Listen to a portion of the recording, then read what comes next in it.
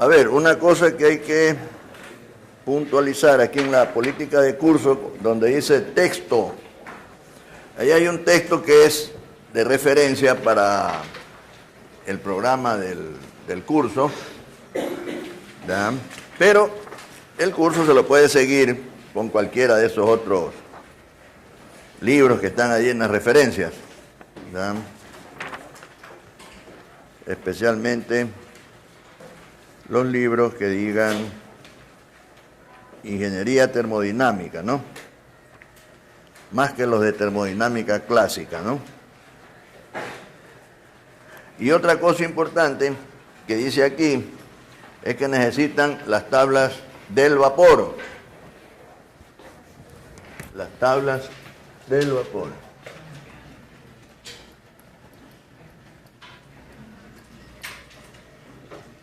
De Keenan y Keyes. Hay otras tablas también que vienen en algunos libros. Unas son copias de estas, ¿ya? Y es importante, cuando uno está resolviendo un problema, indicar qué tabla se está utilizando, ¿ya? Como recomendación, es importante que tengan las tablas todos los días que tengamos clase de termodinámica. Habrá un día que la usemos, otro día no la usemos, ¿ya? Pero es importante que las tengan cuando hablemos de la... Hoy vamos a decir algunas cosas de la tabla, ¿ya? Esas tablas desde hace unos años se encargaba, hoy no sé si se sigue encargando de imprimirlas la Asociación de Estudiantes, ¿ya? Estas tablas, aparte de las propiedades del vapor de H2O, tienen información de otras sustancias, especialmente las sustancias refrigerantes de uso más frecuente que nos van a servir para resolver los problemas en los exámenes, ¿no? Entonces esas tablas en realidad ya son más allá que tablas del vapor, son tablas termodinámicas, pero hay que tenerlas, ¿ya? Estas tablas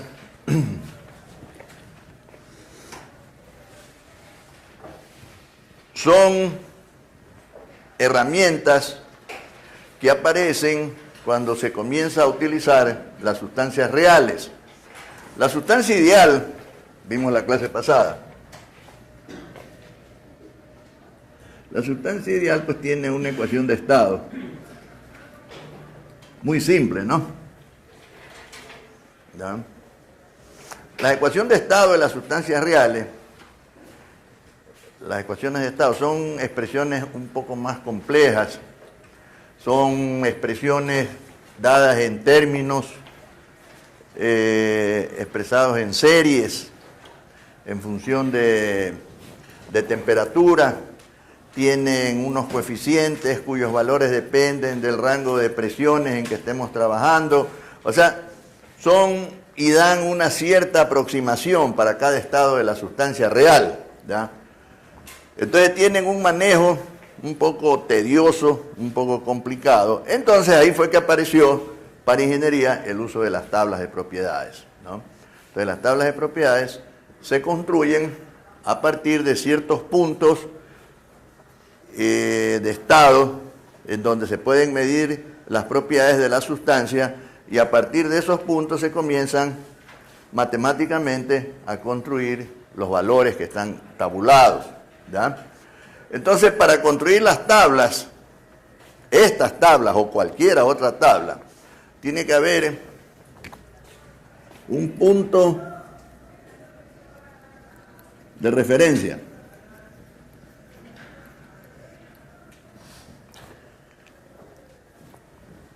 La tabla nos da valores medidos a partir de esa referencia, y esa referencia no es el cero absoluto.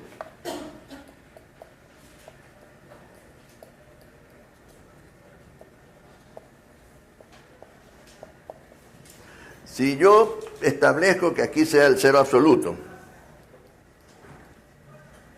y tengo un estado de la sustancia que está en este nivel, entonces yo puedo medir el valor de esta propiedad en forma absoluta de esta manera.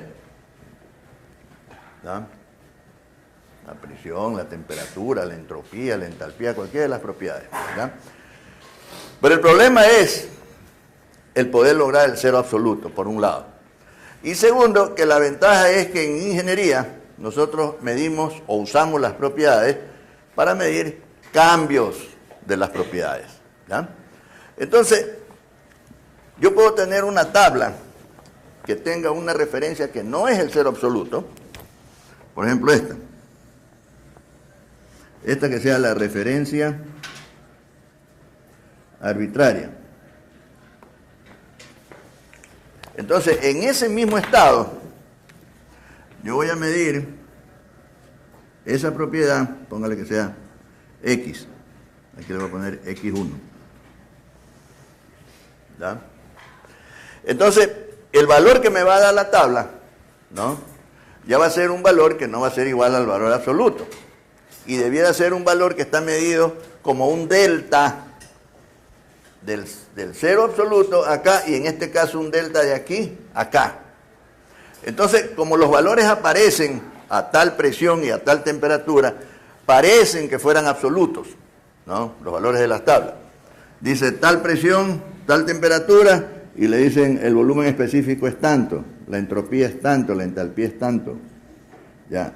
Pero están medidos a partir de una referencia arbitraria. Es decir, que en realidad lo que se está haciendo cuando le ponen el valor de una propiedad, por ejemplo el volumen específico, le dicen vale tanto para tal presión y temperatura, en realidad están midiendo el cambio desde la referencia arbitraria hasta acá. Pero la tabla no pone delta.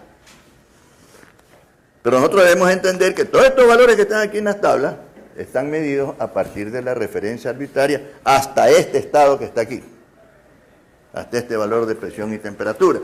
Entonces, como parece que fueran valores absolutos, decimos que la tabla contiene valores pseudo absolutos. O sea, que parecen absolutos, ¿no?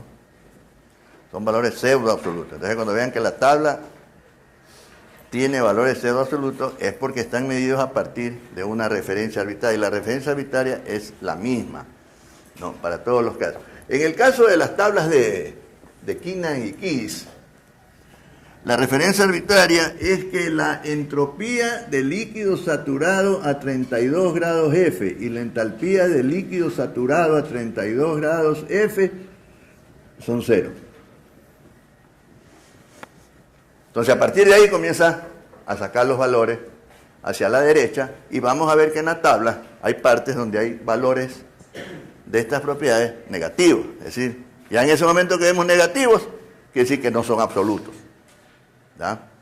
Los están midiendo los valores de ahí para, y hay valores que pueden medir de aquí para abajo, ¿no? Entonces, supóngase que tenemos ahora una tabla que tenga otra referencia.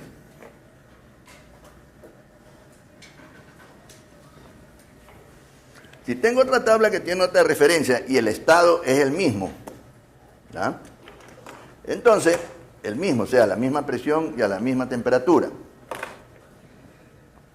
Entonces yo mido desde esta referencia arbitraria esa propiedad, ¿ya? Y entonces me va a dar un Y1, pongámoslo así. Entonces fíjense que ese valor en esa otra tabla va a ser diferente. Entonces hay que tener presente esto, porque puede ser que usted dice, para esta sustancia la entalpía a tal presión y temperatura son tantos BTU por libra. Y resulta que por acá hay un valor diferente. No es que está mal, lo que pasa es que tiene que especificar qué tabla usó. Hay que decir, ¿usted las tablas de Keenan y Kiss o usted tales tablas? No, porque las referencias son diferentes. Ahora, supongamos que este es el estado 1 de la sustancia y que la sustancia experimentó un cambio de estado. Es decir, ocurrió un proceso y pasó al estado 2. ¿Ya? Entonces, en el estado 2, desde aquí, yo voy a medir esta propiedad ahora, tiene este valor, x2. ¿Sí ven? ¿Ya? Si estuviera usando la otra tabla, el valor de esa misma propiedad me va a dar este otro valor. ¿Sí ven? Son valores diferentes. ¿Ya? Pero, como les decía, lo que a los ingenieros nos interesa son los cambios que ocurrieron en el proceso. Entonces, los cambios que ocurrieron en el proceso son estos de aquí. Este delta. Y ese delta, miren, si aquí fuera el valor absoluto, pónganse que este es el valor absoluto desde acá, de Y. Este de aquí, este delta, debe ser igual para todos los casos. Delta X debe ser el mismo que delta Y, etcétera. Entonces, lo importante es que no importa la tabla que yo esté utilizando. Cuando yo doy los valores para un estado, pueden ser diferentes de otra tabla que tenga otra referencia. ¿Ya? Lo que sí no puede ser diferente de una tabla a otra es el delta. Ese sí no puede ser diferente. Puede ser que aquí me dio el delta 1200 BTU por libra y en la otra tabla me dio 1520. Hay que decir que algo anda mal, ¿no? El cambio no puede ser diferente. Por eso es que lo importante es eso, en ingeniería, ¿ya? Y para eso las tablas nos permiten resolver ese problema. Entonces, el uso de la tabla, ahora que están tomando el curso, es importante aprender a utilizar la tabla, conocer bien la tabla. Luego hay información y hay software donde usted coloca las propiedades, presión, temperatura, y el programa le dice cuánto es la entalpía, la entropía, ¿ya? Pero primero tenemos que aprender a cómo utilizar esa tabla para luego entrar a esos software. Si no, nos hacemos empíricos, ¿no? Entonces tenemos que ver el origen de las cosas, ¿no? Para saber y entender después de mejor manera todo ese software que existe para todas estas cosas de propiedades termodinámicas, ¿no? Entonces, esa es una cosa de las tablas. Otra cosa en las tablas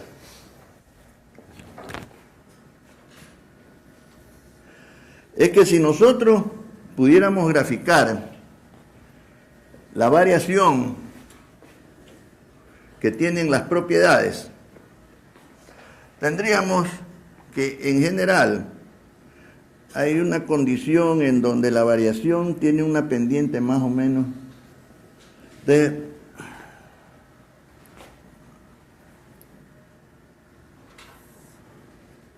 pongamos que aquí comienza la curva. Pongámosle que por aquí termina la curva.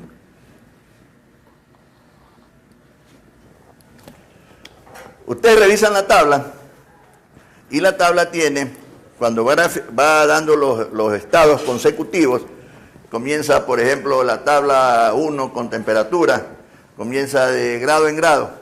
Dice 33 grados F, 34, 35, 36. Después más adelante le comienza a hablar de 35, de 45, 50, 55. Más adelante comienza a hablar de 10 en 10, de 50 en 50. Ya, entonces van variando los rangos de los valores consecutivos. ¿Ya? Eso está dado en función de la forma como está variando una propiedad de un estado a otro. Y están dados de tal manera que se pueda interpolar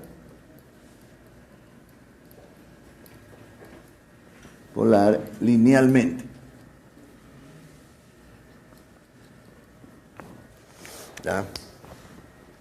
Es decir, por ejemplo, tengo que buscar una propiedad que está a una temperatura de 283.6 grados Fahrenheit. Y yo tengo que la tabla tengo que la tabla dice 280 grados Fahrenheit y el siguiente valor de la tabla es 285 grados Fahrenheit. Entonces, el valor que yo tengo no es el que está exactamente tabulado, pero tengo que buscar entre qué valores consecutivos de la tabla se ubica el punto que yo quiero. Entonces, los intervalos entre valores consecutivos están puestos en la tabla de tal manera que se permita hacer una interpolación lineal. ¿Qué es una interpolación lineal? Una regla de 3. ¿No? Entonces, tengo esto. Así, así, así. ¿Ah? Entonces dice, este es el valor que me da la tabla, un valor. Este es el otro valor que me da la tabla. ¿Ya? Y yo tengo mi valor por aquí. Este es el valor que yo quiero. ¿No? Eso quiere decir que aquí en la tabla, ahí ese punto está por aquí en un lugar. No lo han puesto así porque entonces aquí habría una secante, ¿no es cierto? Ya no sería el valor de la línea. Entonces busco una parte donde el arco todavía lo puedo representar con un tramo de recta. Ahí, ¿ves? Ahí estoy. ¿Ah? Entonces voy a interpolar. Este es un valor que me da la tabla y este es el otro. Y yo quiero este valor de aquí. O sea, este es mi valor y quiero hallar esta propiedad de acá. ¿Está? Entonces, ¿qué es lo que hacemos? Cuando esta propiedad varió de aquí a acá, por ejemplo, en este caso, 5 grados Fahrenheit, ¿cuánto varió esta propiedad acá? Por ejemplo, la entalpía. Cuando la temperatura aumentó de aquí a acá 5 grados, la entalpía aumentó tanto.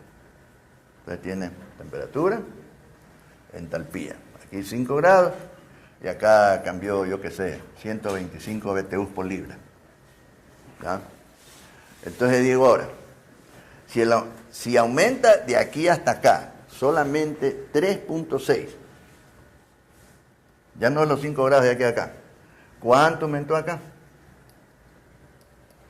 Entonces esto es 3.6 por 125 sobre 5 igual a tanto. Entonces a este valor de aquí, al valor que le da la entalpía aquí, le sumo ese valor que va a salir ahí. No. Esa es una interpolación lineal. ¿Está claro? ¿Alguna pregunta? Bueno. Ahora, usted coge la tabla y ya sea hasta el máximo valor o hasta el menor valor. ¿Ya? Y entonces usted dice, oiga, y si la tabla aquí me da hasta 1200 grados Fahrenheit, y si tengo 1250, ¿sabe? Está fuera de la tabla. Entonces, si está fuera de la tabla, las tablas están hechas de tal manera, fíjense, que el último valor de la tabla, fíjense, aquí yo asumí que la parte de curvatura, o sea, el arco, llegó hasta aquí. Ya. Pero la tabla coge un tramo de donde la pendiente comienza a ser recta. ¿Ya? Y entonces ese último tramo de la tabla, ese último intervalo, es el primer tramo de la parte de pendiente constante. Entonces eso me permite extrapolar. Entonces, ¿cómo hago la extrapolación? Dice, cuando esto aumentó de aquí a acá, ¿ya? Esta propiedad aumentó tanto. ¿Ya? Si lo que yo tengo es esto,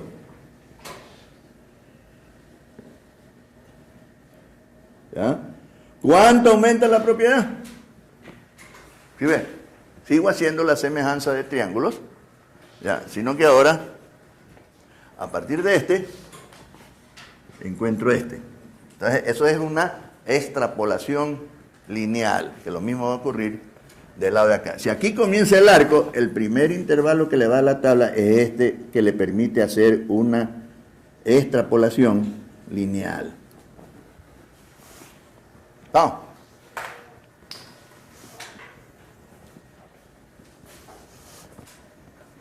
Algo más. La referencia arbitraria.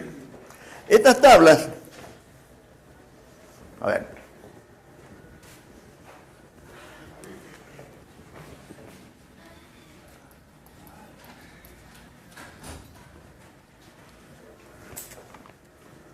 Mire,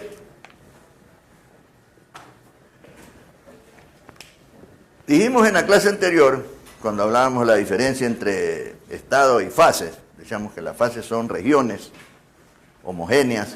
Cuando decimos regiones homogéneas es que de un punto a otro cercano, la variación de la propiedad termodinámica es una variación más o menos tenue, ¿ya?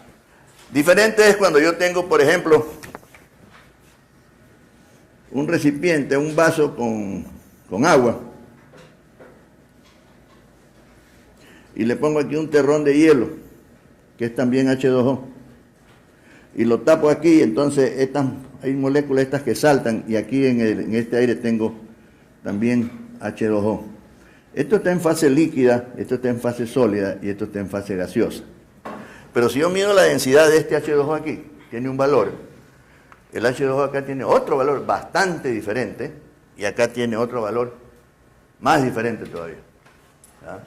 Otra cosa es que, por ejemplo, yo puedo encontrar una densidad aquí que es casi la misma que acá. Por eso puedo considerar que el estado es más o menos de equilibrio. O sea, la diferencia entre el valor de la propiedad en un punto y los siguientes es pequeña, ¿no? Se desvía un poco de la media, diferencialmente de la media de todos los valores, ¿ya? Porque en los sistemas reales nosotros asumimos el estado de equilibrio. Porque tiene un recipiente con una sustancia almacenada, nunca va a tener las mismas propiedades en una parte y en la otra, ¿no? Pero hay, como está en la misma fase, hay un promedio estadístico que es con el que uno indirectamente trabaja, ¿ya? Y entonces cada uno de esos estados tiene valores de las propiedades que más o menos se parecen a esa media estadística y tienen una diferencia diferencial, ¿no? Por eso es que lo podemos graficar en el punto de estado, en el gráfico, como que está en equilibrio, ¿ya? Esas son las consideraciones que hay que hacer en ingeniería para poder resolver los problemas, ¿no? Entonces, en el caso que nos interesa a nosotros en este curso, vimos que la parte fundamental, una de las partes fundamentales del curso es el estudio de los ciclos. Y el estudio de los ciclos lo hacemos es porque en el análisis de los ciclos de poder y en el análisis de los ciclos invertidos hay que utilizar una serie de elementos y de herramientas termodinámicas, físicas, matemáticas y químicas, ¿no?, que a nosotros nos permiten adquirir un conocimiento de cómo manejar estos sistemas en donde están ocurriendo procesos en los que intervienen manifestaciones de la energía, ¿ya? No es que vamos a estar todo el día haciendo cálculos de ciclos de poder, ¿no? Y nosotros aprendemos aquí a resolver problemas de ciclos de poder, ciclos de generación térmica, ¿ya? Cuando dicen, oye, también hay generación hidráulica, ¿ya? Entonces, ¿y cómo es la cosa? No es que yo voy a trabajar siempre en una planta térmica donde se genera energía, ¿ya? No es porque no siempre va a trabajar en esa planta o siempre va a estar en esa planta que tiene que aprender. Esto tiene que aprender porque es la parte que a nosotros nos va a permitir adquirir la formación para manejar estos sistemas en donde intervienen manifestaciones de la energía, que es la parte fundamental de nuestra carrera. El asunto energético y el asunto de fluido. Por eso es que les decía en la clase anterior, todos los sistemas o casi todos los sistemas que analizamos en ingeniería son un fluido, ¿ya? Hay otros sistemas que también se pueden analizar igualmente, pero la mayoría son ellos. Lo que aquí aprendemos nos va a servir para cualquier otro sistema, ¿ya? Entonces, para el estudio de los ciclos de poder necesitamos tener un conocimiento más o menos cabal de lo que son las fases. Acuérdense que todas las sustancias que existen en el universo pueden existir en las tres fases, que son sólidas, la fase líquida y la fase gaseosa, ¿no? Entonces, las sustancias se manifiestan en cada una de estas fases para ciertos valores de las propiedades termodinámicas. No puedo yo decir que a cualquier presión y cualquier temperatura yo puedo tener una sustancia en fase gaseosa o líquida o sólida. No. Las sustancias para ciertos valores de las propiedades se manifiestan en una cierta fase, ¿no? Yo puedo maniobrar los valores de las propiedades para ubicar un cierto estado, pero según las características moleculares de la sustancia, esta, según esos valores de las propiedades, se va a ubicar en alguna de las tres fases, ¿ya? Entonces, tridimensionalmente se puede hacer una representación de cada una de esas condiciones, usando, por ejemplo, presión, volumen y temperatura. Y con cada una de esas condiciones, ir graficando en el espacio, ¿no?, dónde están esos puntos para determinar la forma que tienen esas regiones. Y es así como se ha encontrado lo que se llaman las superficies termodinámicas.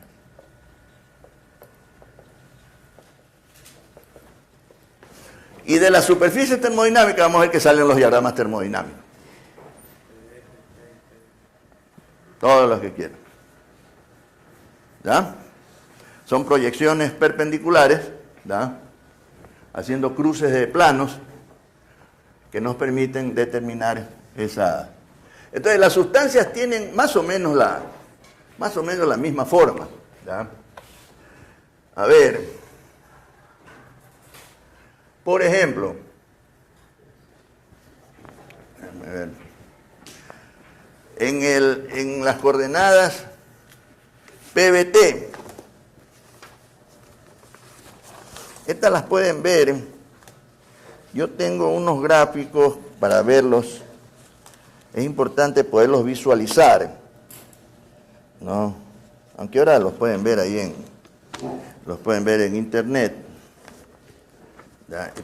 Porque es importante poder visualizar cómo luce esto tridimensionalmente, cómo luce en el espacio, ¿ya?, para poder entender después por qué los diagramas estos que dibujamos en un sistema, en un plano, ¿ya? Entonces, por ejemplo, a ver, aquí le voy a dibujar uno que tiene presión, volumen, temperatura. A ver.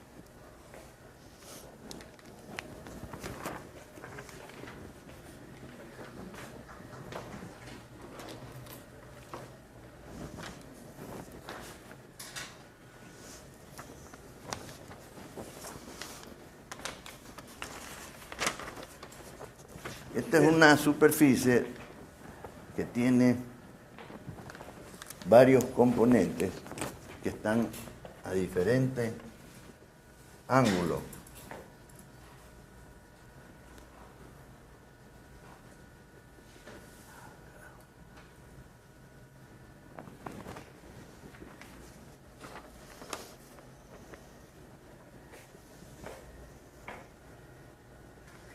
Por ejemplo,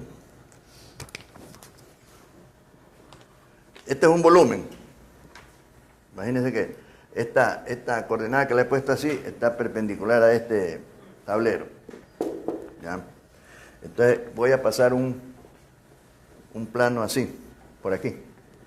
Entonces voy a cortar esto Y entonces esto se va a cortar.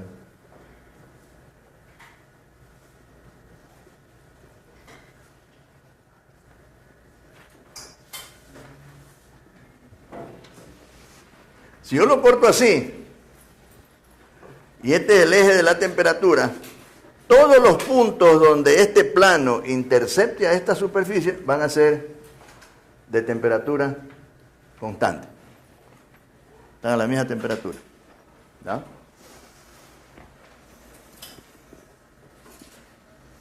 Entonces aquí tengo, por ejemplo, una línea que pase por aquí. Este punto que está aquí es el punto C mayúscula. C, punto crítico. El punto crítico es donde se confunden las dos fases, la líquida con la gaseosa. Póngale de una vez, punto crítico. ¿Ah? En esta superficie, a ver, esto tendría algo así. Aquí tengo esta superficie que es algo así más o menos. Después viene esta así. O sea, si yo miro esto así, veo que esto tiene una inclinación y aquí donde está esta recta hace como eje. Entonces tengo esta tiene esta inclinación y esta otra tiene otra inclinación, ¿no? Entonces voy a ver algo así. ¿Ya? Entonces, si yo miro eso en las coordenadas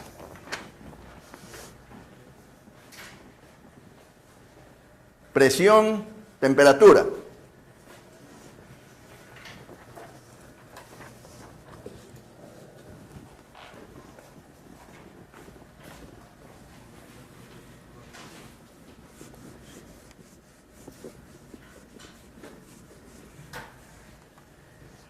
Si yo miro las coordenadas presión, temperatura,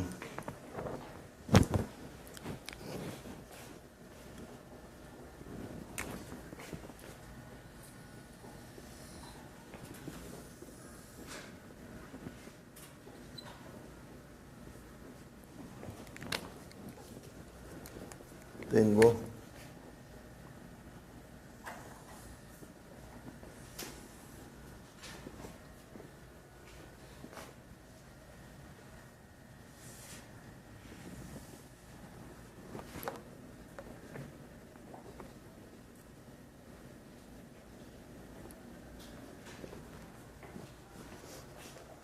este es el punto C. Esto lo estoy mirando así, ¿ven? ¿Ya? Entonces veo que esta parte de aquí es el perfil de esto de aquí. La otra parte que está casi a la derecha es el perfil de esto de acá. Y esa otra línea que está para allá es el perfil de este plano de aquí. ¿Ya? Entonces esto sigue teniendo una forma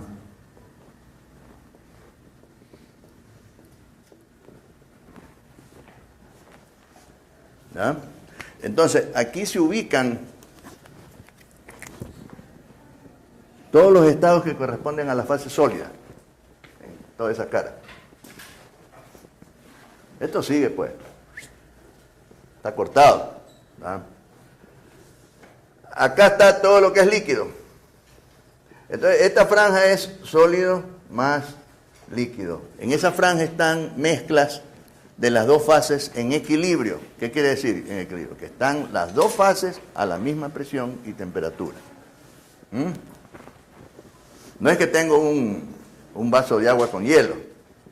No, están las dos fases en equilibrio. Es como que hubiéramos emulsionado, como que hubiéramos las dos cosas mezcladas, ¿no?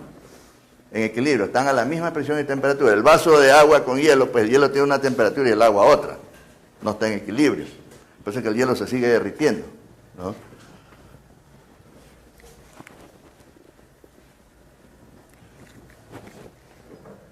Aquí es la gaseosa. Ahí están el vapor. El vapor, acuérdense, que es la parte de la fase gaseosa que se puede condensar.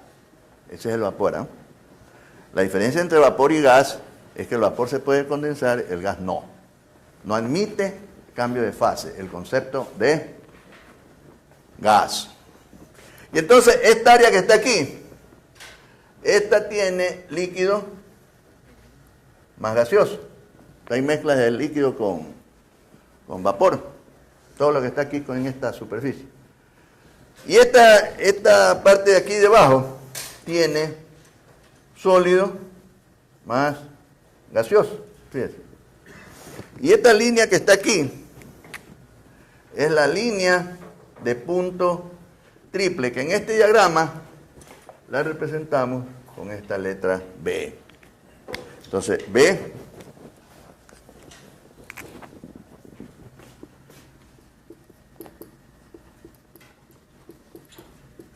¿qué es el punto triple?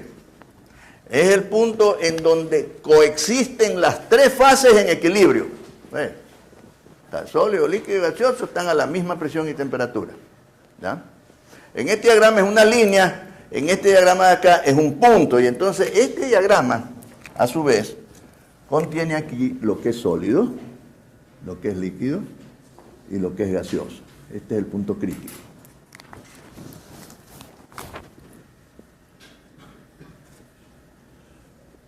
Hasta ahí llega esa línea. Esa línea llega hasta ahí. Esta sí sigue largo. ¿Ya? Aquí el problema es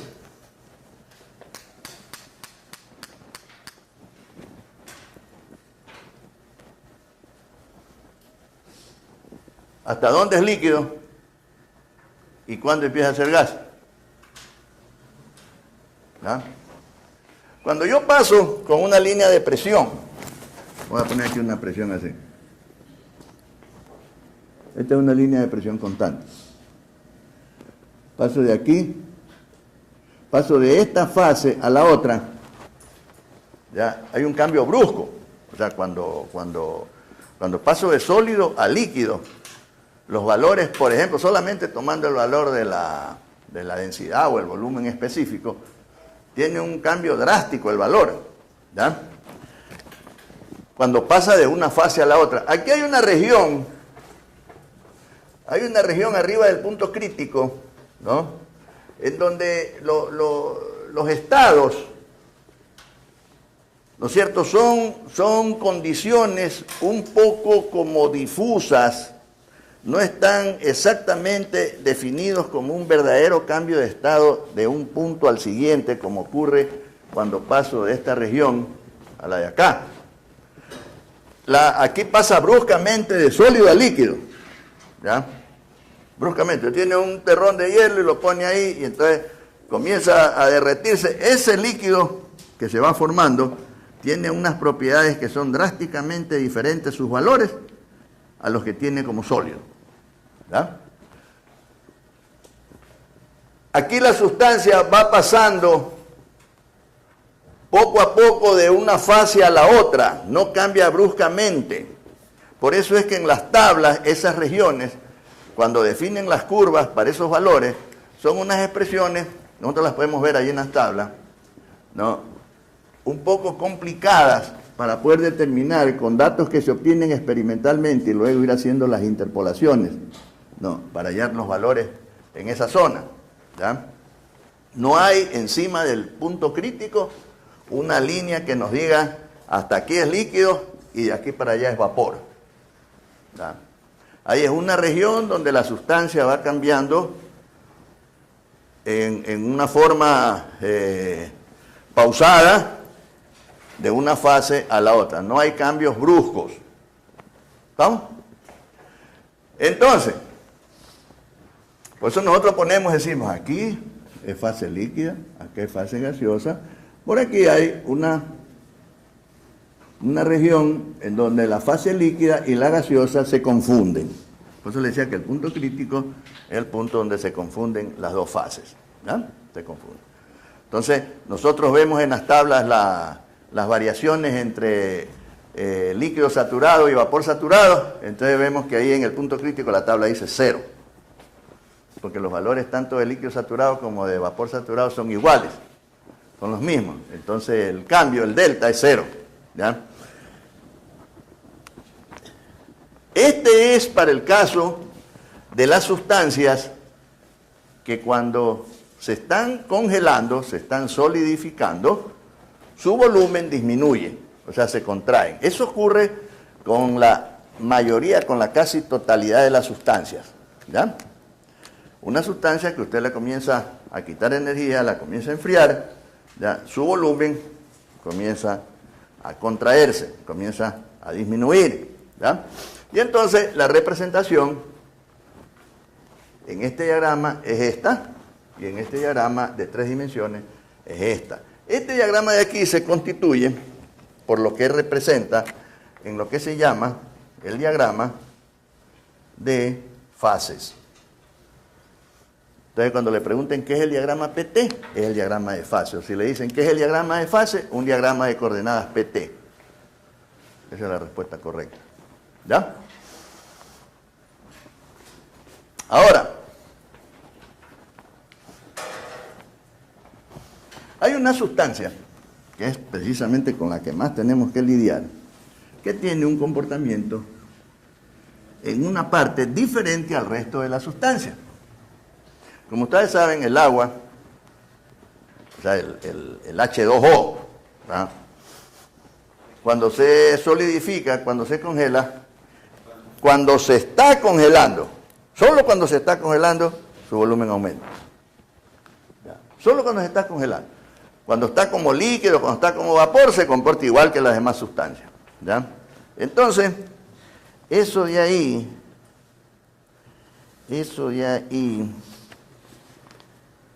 lo vamos a representar. Déjenme ver. Yo voy a ver si les pongo ahí en el sitio web unos diagramas. ¿Ya? A ver, déjenme ver si lo hacemos acá.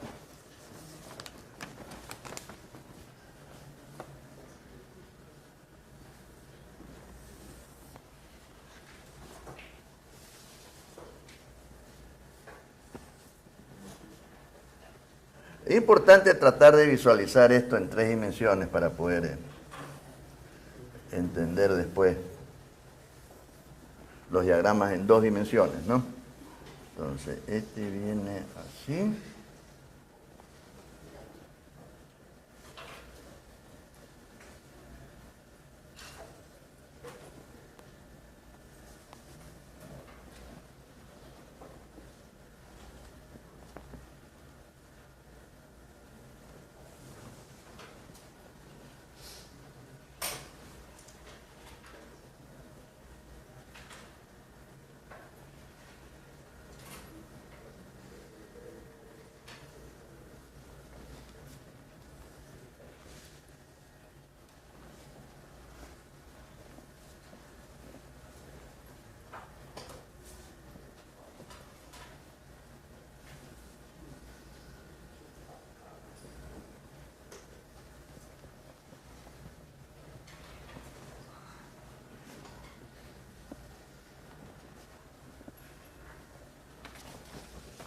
Fíjense, aquí donde lo que corresponde al sólido de allá es esto.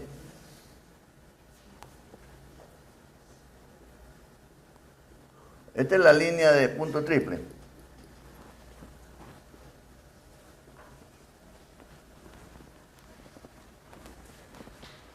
Fíjense que esta superficie viene así, y esta de aquí, que yo la veo acá no la estoy viendo. Está del otro lado. ¿Ya? Entonces, vamos a ver cómo hacemos. Este es sólido, este de acá es líquido, este de aquí, si yo lo veo del otro lado,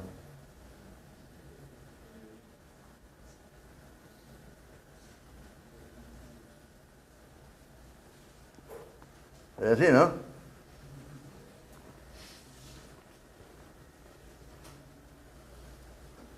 ¿Ya? Entonces voy a poner aquí una línea, voy a cruzar esto. Imagínense que esto está, que esto está en el espacio, tiene las mismas coordenadas, ¿no?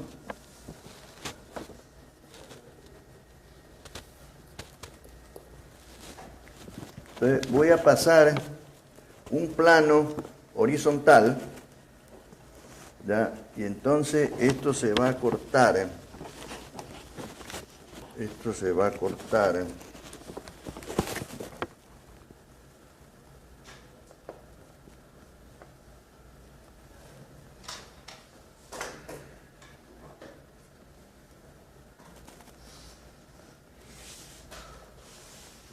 Aquí es la línea punteada, este pedacito de aquí, ¿ves? Aquí viene así. Este si yo lo corto así, ¿ves? Con un plano. Entonces, esta línea de aquí va a ser de presión constante. ¿Ya? ¿Sí lo ven?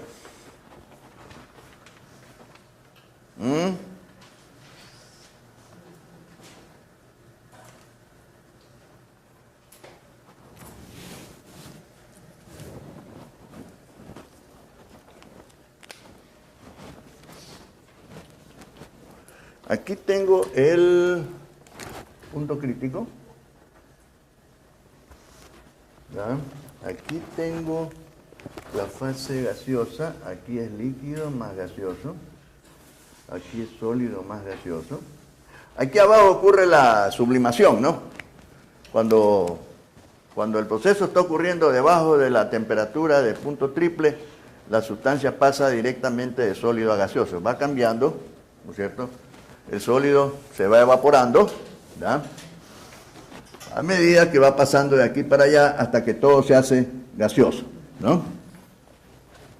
Ahí ocurre la sublimación, ¿no? En el otro caso ocurre la evaporación o la condensación, según para el lado que vaya. Vamos a ver eso. Fíjense, si yo tengo un sistema, póngase aquí, le voy a poner una frontera móvil, sin fricción. Aquí va a estar la sustancia. Inicialmente, voy a poner aquí fase gaseosa. Entonces aquí tengo que está actuando esta fuerza gravitacional que está actuando sobre esta sección transversal constante. Entonces, esta fuerza actuando sobre esta cara va a producir por unidad de área esta presión. Y como siempre voy a tener la misma fuerza, o sea, el mismo peso aquí. No, le puedo sumar la presión del medio circundante también, pero esa la considero como que es constante. Si esta que está actuando aquí encima es constante y esta área es constante, entonces el proceso es a presión constante. ¿No? Es un proceso a presión constante. Entonces, a este proceso le voy a quitar energía.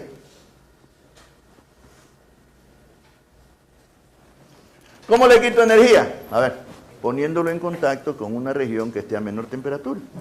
O sea que el calor fluye por sí solo de mayor a menor y ahí se comienza a enfriar. ¿No? Bueno. Entonces, voy a considerar que estoy por aquí.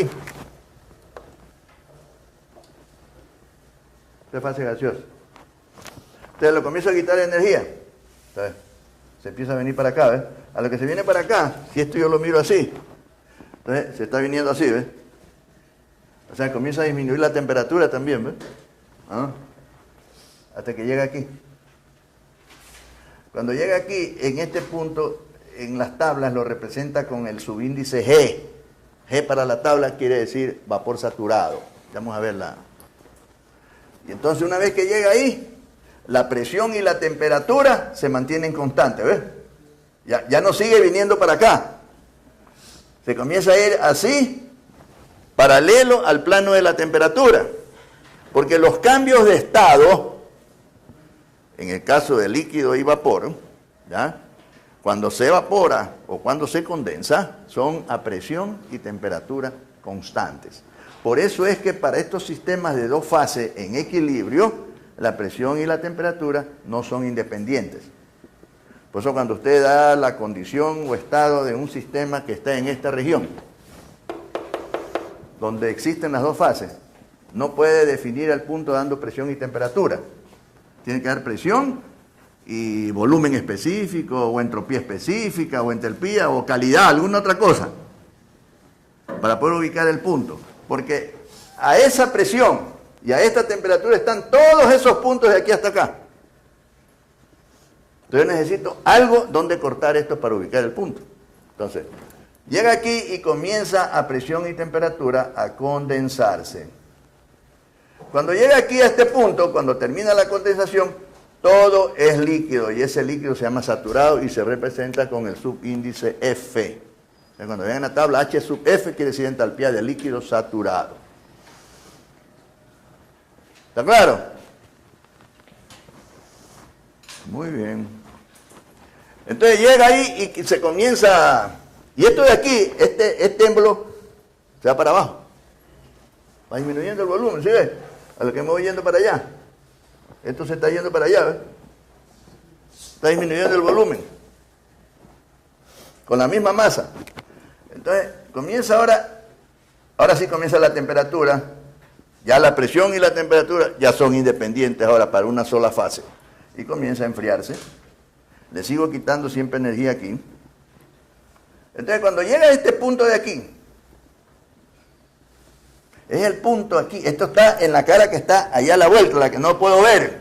Tenía que meterme en el tablero para mirarla por allá atrás. ¿Ya? Cuando llega a este punto, en ese punto, este es un segundo líquido saturado. Porque a partir de esa condición comienza a congelarse. Comienza a solidificarse. ¿Ya? Entonces, a lo que el punto de estado comienza a moverse para acá, ven que el volumen comienza de aquí a irse para acá. Entonces comienza a aumentar el volumen hasta que se congeló todo. Una vez que se congeló todo, ahora sí, una sola fase, sigue así, comienza a contraerse.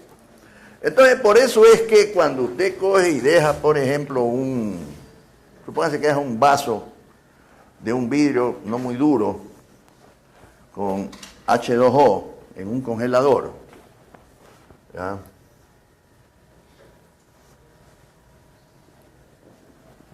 Te lo deja ahí, lo va a ver al otro día, y el vaso está roto, y está ahí el cilindro de hielo. ¿Ya? Entonces, si puede meter las manos en el congelador para que no se derrita, coge el pedazo de hielo, ¿no? Lo coge y coge, supóngase que se ha roto en 2 pedazos. ¿No? Entonces, usted coge, pone los 2 pedazos con el cilindro de hielo ahí dentro, tac, tac, tac, tac, tac, se mueve el pedazo de hielo. ¿Ya? Quiere decir que sufrió una contracción cuando se congeló. Pero ¿y cómo es que se rompió? Se rompió porque cuando comenzó a congelarse, ¿no es cierto?, la fuerza de las moléculas fueron tales que la resistencia del vaso no aguantó, porque el vidrio es muy rígido y no absorbe deformación, entonces se rompió. Si hubiera sido un recipiente muy duro y las moléculas no se congela. No. Si las moléculas no se pueden mover, no se congela. Así de simple. ¿Ya? Entonces, ¿qué quiere decir? Ahora, también es cierto que el vidrio es un material como cualquiera, que cuando se enfría también se contrae, ¿no? Entonces, hay que tomar en cuenta eso también, que cuando se está congelando el agua, el volumen está aumentando y el tamaño, la capacidad del vaso se está reduciendo. Entonces hay un doble efecto que hace que se rompa más rápido. Cuando usted coge esto, enfría el vapor, lo condensa, lo enfría, el volumen siempre va disminuyendo, ¿ves? Cuando llega a este punto, comienza a congelarse. Cuando comienza a congelarse, las moléculas se abren, se dilatan. ¿Ya? Y una vez que ya se congeló, le sigo quitando energía, y entonces ese sólido ya se comporta como cualquier material, se contrae. Por eso es que cuando usted coge, le digo al otro día que está esto roto, mete las manos ahí en el congelador, arma el vaso así de nuevo y le mete el cilindro adentro y queda tac, tac, tac, tac, está flojo, o sea, ya sufrió una contracción. Entonces, ¿y cómo es que se rompió? Porque cuando se estaba congelando, aumentó el volumen. Entonces usted puede ir a un pueblo los días domingos a la feria y hace el truco para que crean que es mago. Dice, ¿cómo es que se rompió el vaso si el hielo está más chico? ¿No? Si el vaso es así medio cónico y que sea bien resistente, y está el agua aquí, cuando comienza a congelarse, ahí ocurre algo, o sea, se le puede poner una filmadora ahí dentro para ver lo que está pasando. Entonces, ocurre primero esto. Ahí no se rompe. ¿ya? Ahí no se rompe, porque ¿qué es lo que pasa? Que cuando este quiere, ¿no? Entonces tiene una resistencia de las paredes del vaso, ¿ya? Que si significa mucho esfuerzo, entonces esta sustancia lo que hace es que se dilata, pero se va para acá. Se va para arriba. Ya una vez que se congeló, no se rompió el vaso, entonces usted tiene el este que ¡puc! Regresa acá abajo y queda, tuc, tuc, tuc, tuc, tuc. Queda flojo porque se contrae cuando ya está congelado. ¿Estamos? Ese diagrama para el H2O, esto es para H2O.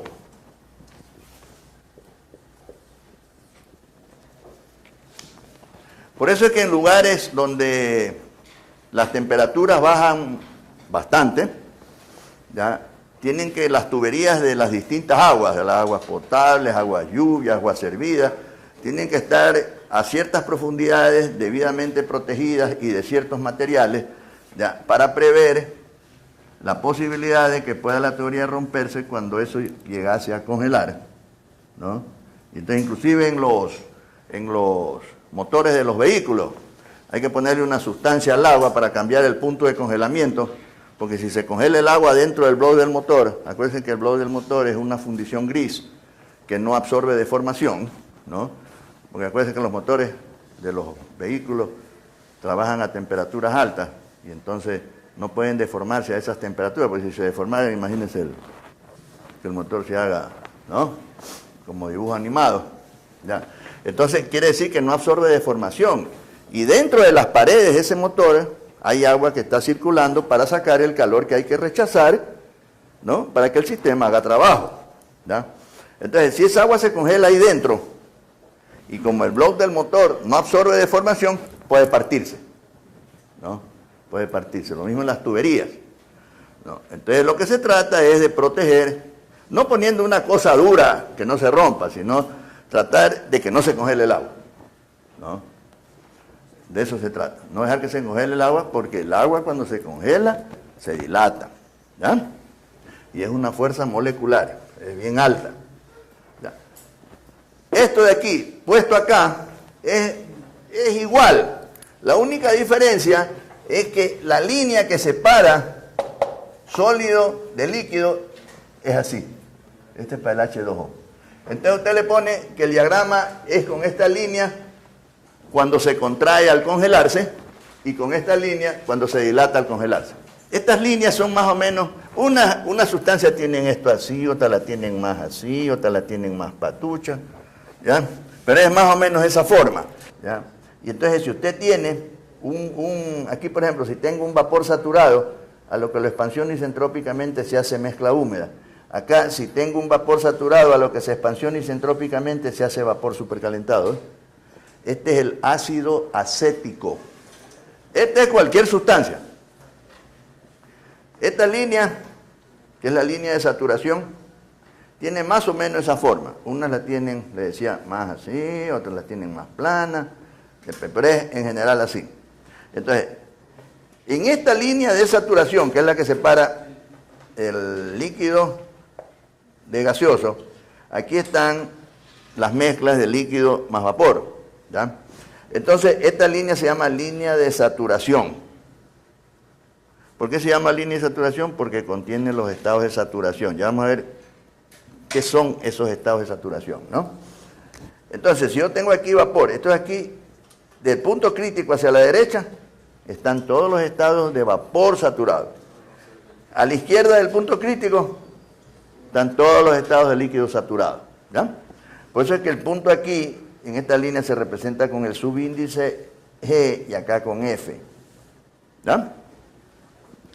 En cualquier sustancia, si yo tengo un vapor saturado y le hago una expansión isentrópica, o sea, con entropía constante, lo hago que venga a presión menor, acá la presión es menor y baja la temperatura también, se hace mezcla de líquido y vapor. ¿Sí ves? En cambio, en el ácido acético, si yo tengo el vapor, este es el punto G, experimenta una expansión isentrópica, pasa a la región de la fase gaseosa, se hace vapor supercalentado. Tiene esa esa connotación, ¿no? Ahora, para los sistemas que nosotros manejamos, lo que nos interesa es esta parte de aquí. ¿Ya? Y todo lo que veamos para estos sistemas de fase líquida y gaseosa, ¿ya?, se va a aplicar para sistemas de fase sólida y líquida. Por ejemplo, en el caso de algunas partes de la metalurgia, cuando se funden metales, ¿no es cierto?, estamos trabajando con fases sólidas y líquidas. Entonces, ahí nos interesa esta parte de acá, ¿ves?, de los diagramas. ¿Estamos? En los sistemas que vamos a manejar nosotros, de generación de poder, las fases que intervienen son la gaseosa o vapor y líquida. ¿Ya? Entonces, de ahí surgen los diagramas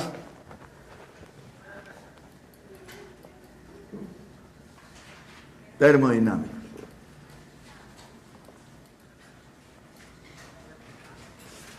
¿Ya? Entonces, hay varios, ¿no? Ya tenemos el diagrama de fase, ese que está ahí, el PT. Tenemos otros diagramas que van a ser de uso frecuente. Más adelante, cuando veamos el ciclo invertido, ahí vamos a ver otros diagramas con otras coordenadas que son de uso frecuente también. Aquí yo puedo cambiar los valores de las propiedades. En lugar de presión poner o en lugar de volumen poner entropía, ¿no? Y los diagramas tienen más o menos la misma forma, ¿no? Así como están ahí. Entonces, cuando nosotros ya nos trasladamos a estos sistemas de fase líquida y gaseosa, ¿ya?, es importante tener en cuenta la forma que tiene la línea de saturación. En el diagrama PV la línea de saturación normalmente es así. Aquí está el punto crítico. Es decir, el lado de la izquierda es bien empinado. El otro se abre así. Acá en el diagrama TS, esto es así.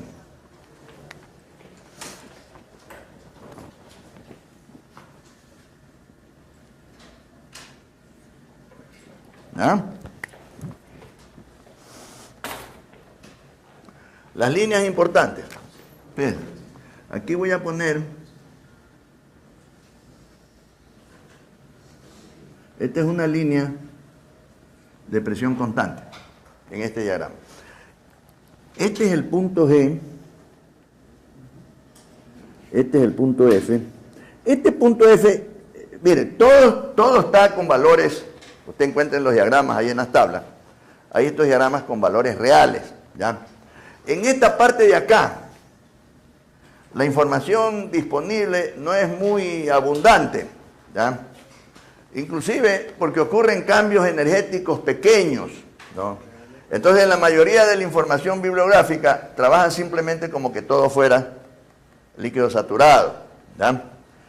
Pero nosotros vamos a tomar en consideración que, por ejemplo, cuando estamos en una central de poder, las bombas que tienen que mover el fluido para meterlo en la caldera van a coger un líquido saturado que tienen que comprimirlo para meterlo a la caldera. Y entonces las bombas son muy importantes, son unos elementos pequeños comparado con toda la instalación. La cantidad de energía que consumen porcentualmente es bien pequeña. Sin embargo, siendo pequeñas y consumiendo poco, si no funcionan, se para el sistema. Entonces nosotros, para el análisis, vamos a representar la parte de la línea de presión constante cuando entra a la fase líquida, la vamos a representar exageradamente separada de la línea de líquido saturado, para ver qué pasa entre el líquido saturado y este líquido que está en la fase líquida. ¿Estamos? Entonces, le digo que la mayoría de la información, simplemente cuando van de aquí a acá, no se toman ese trabajo, sino de aquí a acá lo ponen. Porque la diferencia entre las entalpías de con este punto de acá a la misma temperatura, casi no existe, ¿no? O sea, está en la segunda, tercera decimal, ¿ya? Pero termodinámicamente nosotros necesitamos saber qué es que está pasando ahí. Ahora, vamos a ver unas definiciones. Supóngase que Estamos aquí.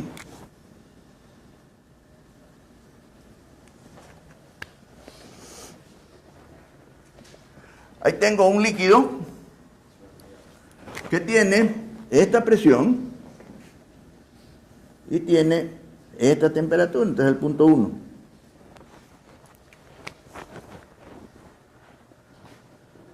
Ese vaso de agua que tiene usted ahí, que se va a tomar. Se va a tomar un poco de presión y un poco de temperatura. ¿Ya? Y entonces comenzamos a añadirle calor. Siempre estamos añadiendo. Siempre. No dejamos de añadirle calor. Vamos a ponerle aquí. Eso lo representamos con una Q con un puntito ahí arriba, para indicar que siempre vamos a estar transmitiendo tantos BTUs por minuto o por segundo, como quiera. ¿Ya? Y entonces, como esto es una sola fase, la cantidad de energía que yo le añado es calor sensible. ¿Qué quiere decir calor sensible? Que cuando yo añado, ¡tuc!, cambia la temperatura. Ese es sensible, ¿no? Entonces yo le añado una cantidad de energía y ¡tuc!, pasa al siguiente punto.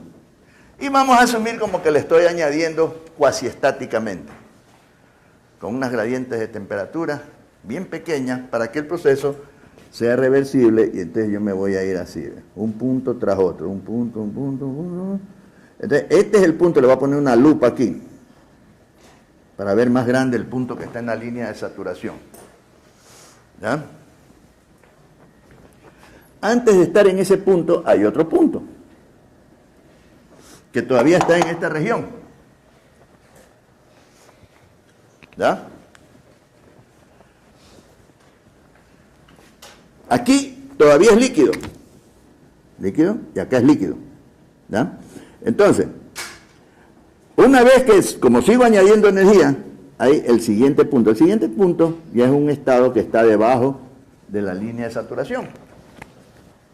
Entonces, este punto que está aquí, ese que estoy llamando líquido saturado. Ese punto, líquido saturado, es el estado de la sustancia inmediatamente antes del primer estado donde aparece la primera parte de vapor. Fíjense que debajo de esta línea, todo esto es vapor más líquido, todo lo que está aquí debajo. Vamos. Esto de acá es líquido, esto de acá es vapor. Entonces, el líquido es saturado cuando está en un estado inmediatamente antes del estado en el que aparece la primera parte de vapor. Ya. Entonces le sigo añadiendo energía, entonces esto comienza a evaporarse y va pasando el punto de estado para acá.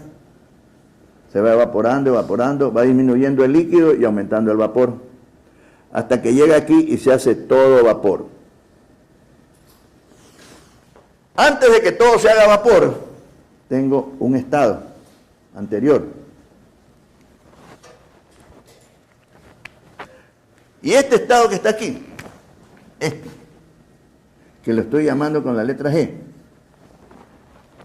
que es vapor saturado, es el estado inmediatamente después del estado en el que desaparece la última parte del líquido.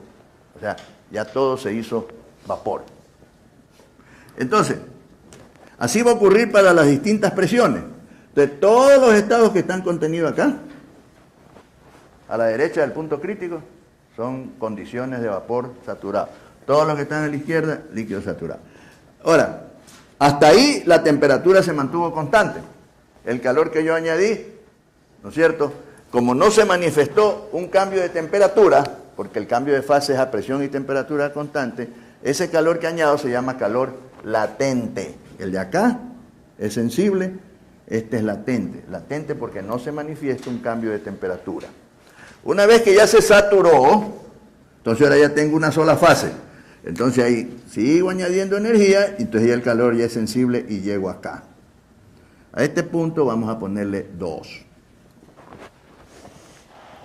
Ese punto 2 representa un estado cualquiera de la fase gaseosa. Así como tengo el punto 2 aquí, puedo tener puntos acá, acá, ¿ya? Entonces, este va a representar un estado cualquiera en la fase gaseosa.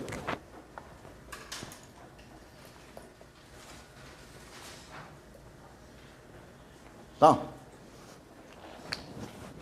Ahora, este 2, que está en la fase gaseosa, se llama vapor supercalentado. No es recalentado.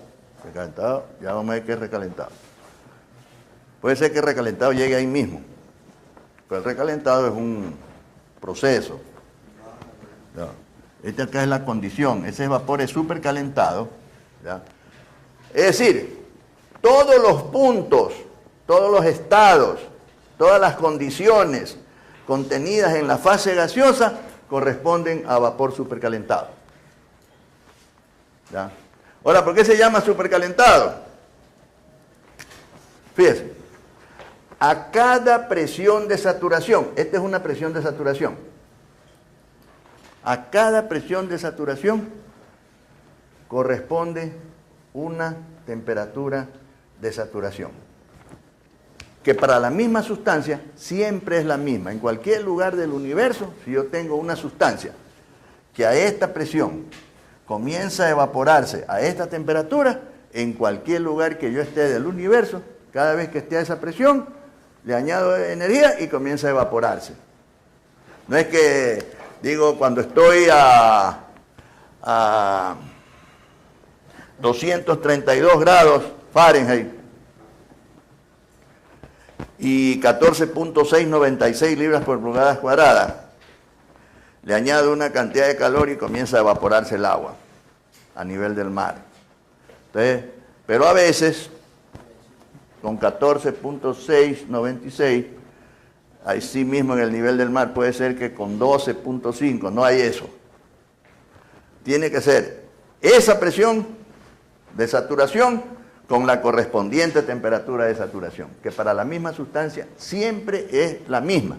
Por eso que en las tablas ustedes van a ver, en las primeras tablas, que hay presión de saturación y al lado está la temperatura de saturación. O sea, le comienzan a dar estas temperaturas así de saturación, ¿ves? Y a cada temperatura tiene una presión. O sea, a esta temperatura hay la correspondiente presión de saturación. A esta presión hay la correspondiente temperatura de saturación. Y siempre es la misma para cada presión. ¿No? Entonces, esta es la temperatura que tiene la sustancia. ¿Ya? Entonces, este vapor que está aquí se llama supercalentado porque su temperatura es mayor que la correspondiente temperatura de saturación a la misma presión. Hay otras temperaturas de saturación por acá, pero no corresponden a esa presión. Entonces decimos que este vapor es supercalentado porque su temperatura es mayor que la correspondiente temperatura de saturación a la misma presión. Esto de aquí. Esta diferencia entre estas dos temperaturas, entre la temperatura del vapor supercalentado y su temperatura de saturación, se llama grados de supercalentamiento.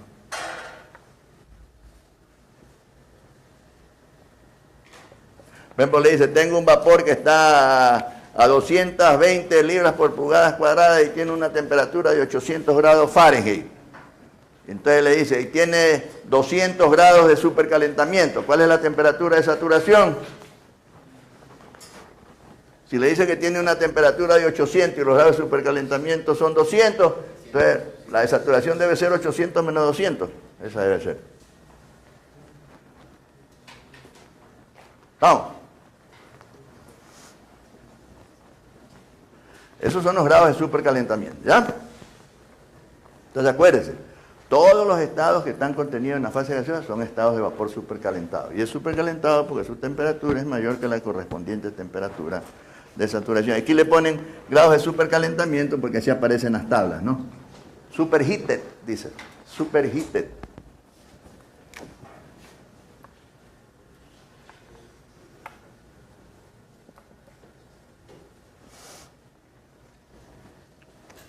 Si usted le pone, pues,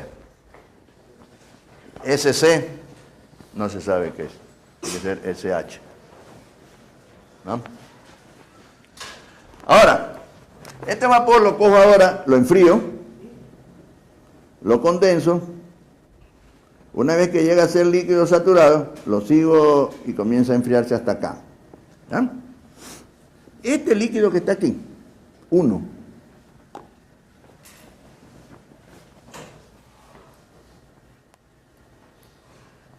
es la fase, es un punto cualquiera, el punto 1 es un punto cualquiera de la fase líquida. No. Este 1 puede ser ese 1 ahí, aquí, aquí, acá, acá, cualquier lugar de la fase líquida. ¿Ya?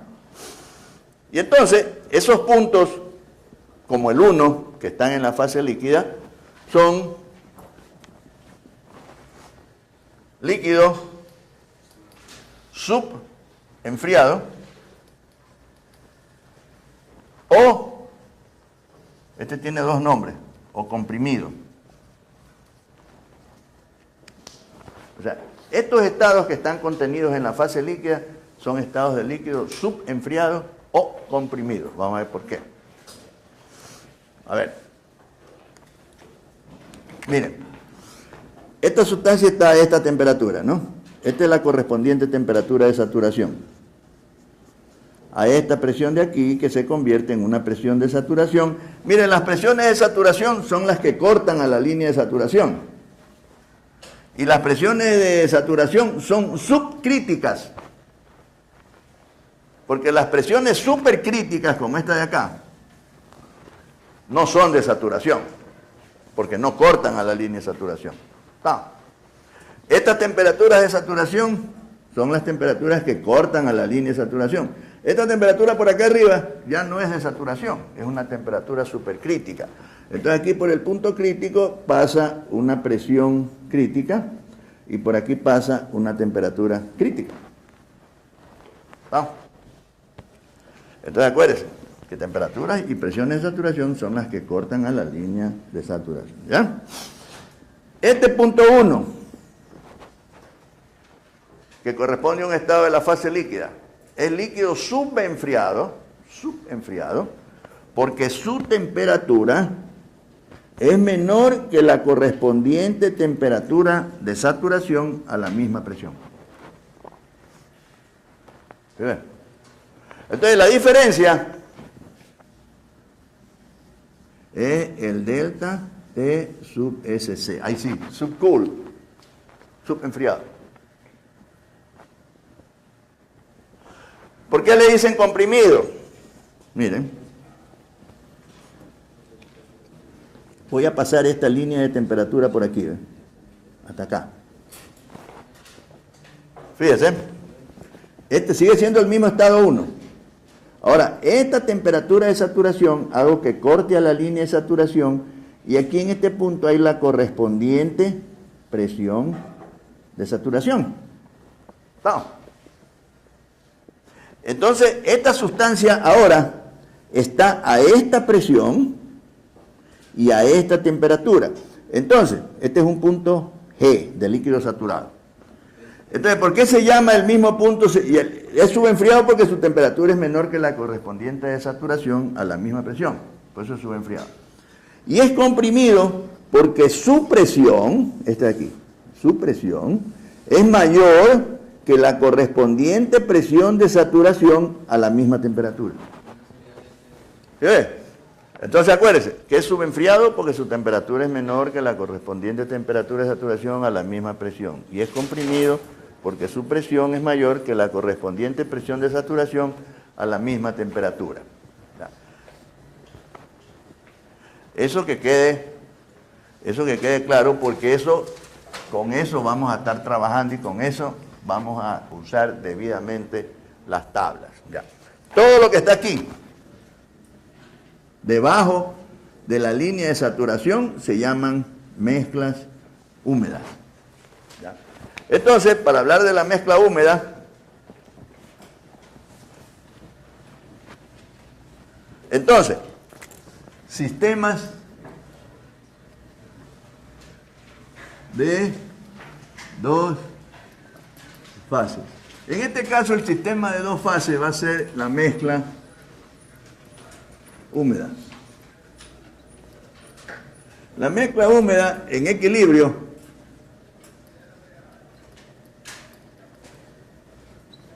va a ser el líquido saturado más vapor saturado a la misma presión y temperatura.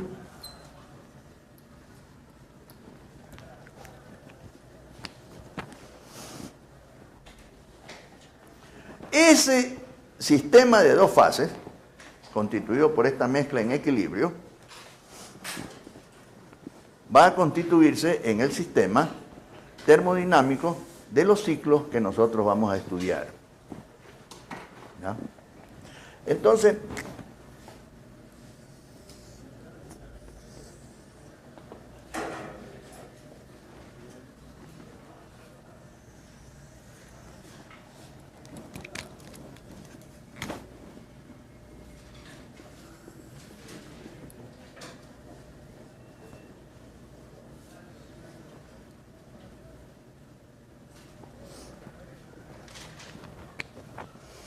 voy a coger este punto de aquí. Bueno, se supone que esto es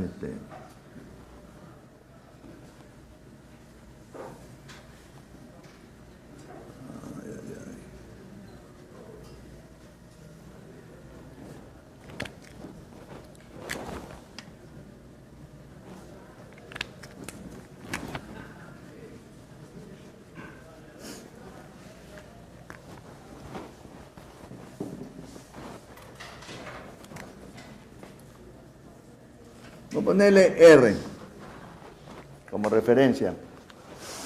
Ese punto R representa un estado de mezcla húmeda, ¿ya? Que son los estados que están contenidos debajo de la línea de saturación. Como es un punto que lo puedo graficar, es un estado de equilibrio, ¿ya? Entonces, ese estado de equilibrio que representa la mezcla húmeda está constituido por una parte de este líquido saturado y otra parte de este vapor saturado. Entonces, esa mezcla húmeda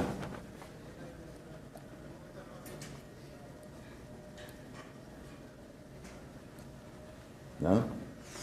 Es una mezcla saturada y en equilibrio. Es saturada porque está constituida por líquido saturado y vapor saturado, y está en equilibrio porque tiene la misma presión y temperatura ambas fases, la líquida y la gaseosa, ¿no? O como dicen ahí al lado, ambas dos, ¿no?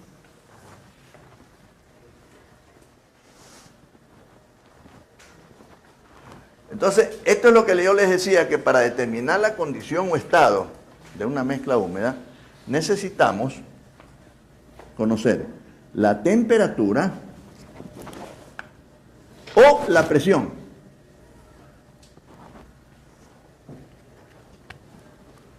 La temperatura o la presión, no las dos. Las dos me sirven, la presión y la temperatura me sirven cuando estoy en una sola fase. Ahí son independientes. Pero aquí no. Porque el proceso es a presión y temperatura constante, cualquier proceso de aquí a acá. Cuando se condensa o cuando se está evaporando. ¿Ya? Entonces la presión y la temperatura en los cambios de fase no son propiedades termodinámicas independientes. Entonces necesito otra propiedad. ¿Ya? La otra propiedad, hay unas líneas que pasan, que vienen más o menos del punto crítico, y por acá son casi paralelas a la línea de saturación. A ver. Estas son las líneas que se llaman X,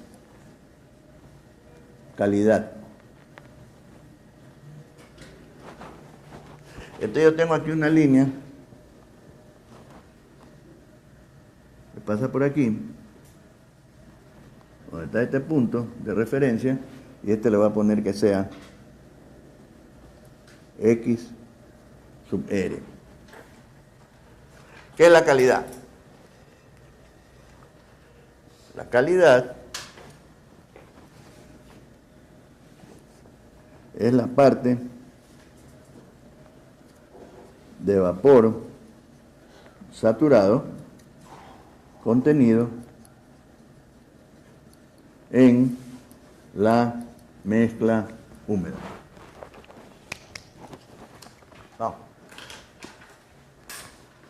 Esa es la calidad. Y esa parte se puede representar en tanto por uno o en tanto por ciento. ¿Ya?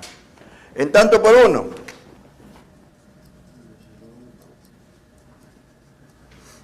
Quiere decir que la masa de la mezcla húmeda sea igual a 1 libra de masa.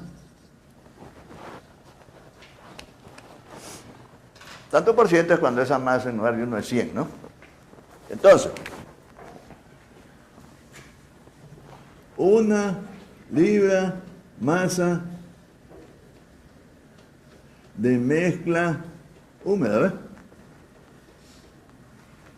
Es igual a una parte de masa de vapor saturado más, no, es sin esto, una parte de líquido saturado. Esto de aquí es la calidad. Y este de aquí es la humedad.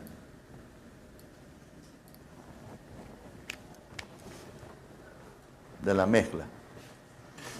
Entonces, quiere decir que X más Y es igual a 1. Y Y es igual a 1 menos X. En este punto de aquí, yo tengo la entropía S sub R, que será un valor, suponga que la estoy midiendo desde aquí.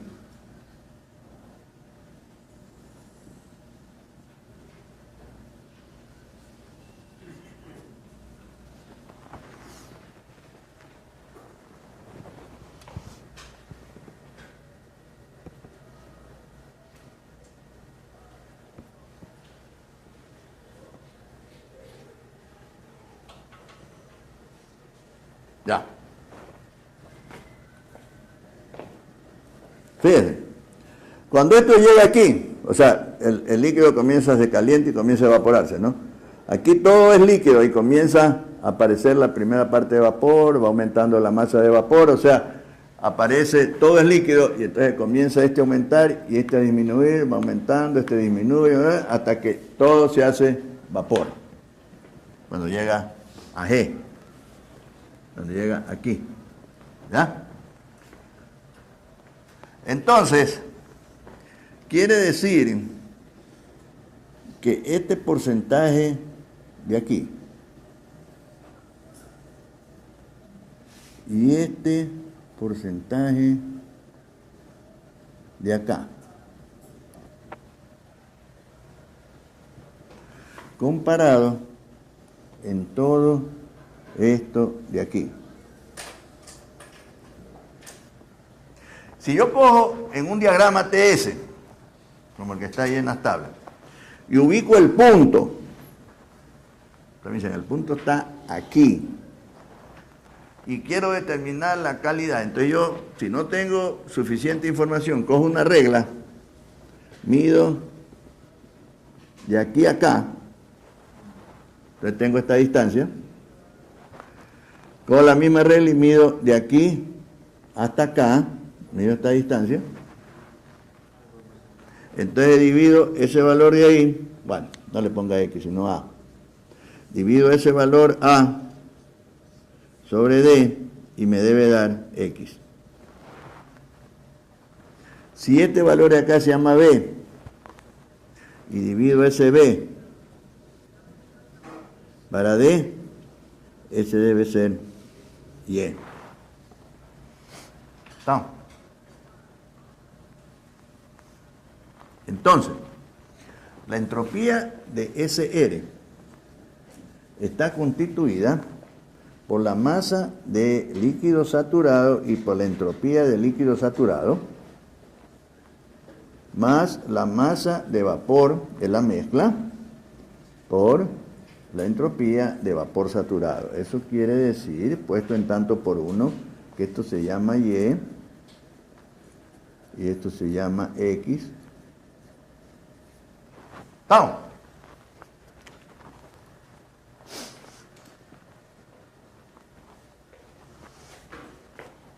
Entonces, ahora ya voy a generalizar esto. En lugar de S le voy a poner S simplemente, cualquier entropía en la región de mezcla húmeda. ¿Ya? En lugar de Y voy a poner 1 menos X.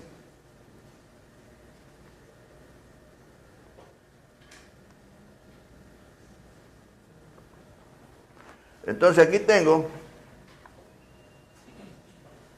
SF menos X SF más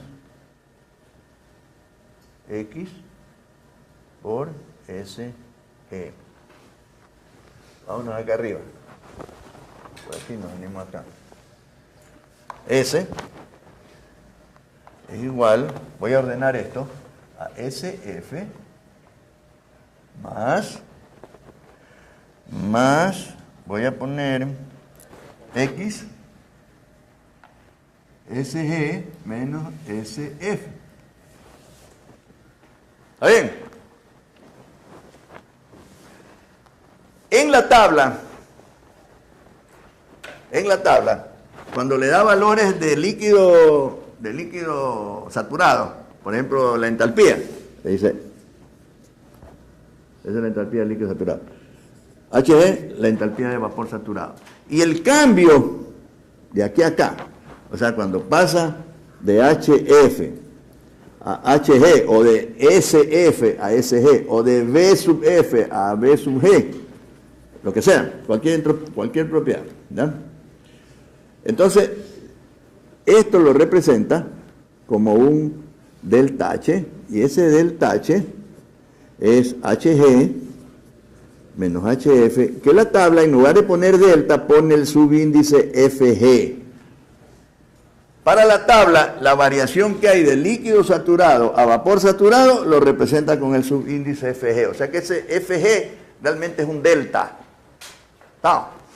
Y el caso particular que cogí de la entalpía, ese sería el calor latente de cambio de fase, porque es a presión constante. ¿No? Y entonces, ese es igual a CP delta T. ¿Ya? No, ese es igual, perdón, ese es calor sensible, ese es igual a delta H. O sea que HFG es el calor latente de cambio de fase. Esa es la cantidad de energía que necesita una unidad de masa para a esa presión y temperatura, ya sea evaporarse toda o condensarse toda. ¿Ya? El calor latente de vaporización es igual al calor latente de condensación, pero con signo cambiado. En el uno añado, en el otro rechazo. ¿Ya? Entonces, aplicando eso acá, yo puedo escribir que SF es X por SFG. ¿Qué es lo que tengo? Vamos acá. Tengo que la entropía de este punto, esta, ¿ves? Es la entropía esta de aquí, esta entropía de aquí es SF, ¿no? Más este pedazo de acá. ¿Cuál es este pedazo de acá? Es este tramo de aquí dividido para esto, que eso es X. X por todo este valor. ¿Sí? O sea que tengo, para llegar a este punto tengo esto más este porcentaje de toda esta línea. Vamos. Lo mismo hubiera sido si en lugar de haber puesto que Y es igual a 1 menos X, si hubiera puesto X igual a 1 menos Y, me hubiera quedado, pueden ustedes hacer el ejercicio, me hubiera quedado que SR era SG, o sea, todo esto de aquí hasta acá, menos este pedazo de acá. O sea, me hubiera quedado que S es igual a SG menos Y por SFG. Esta es la que más vamos a utilizar, con calidad. ¿Sí está claro? Entonces, igualito hacemos para la entalpía, para el volumen específico, para la energía interna,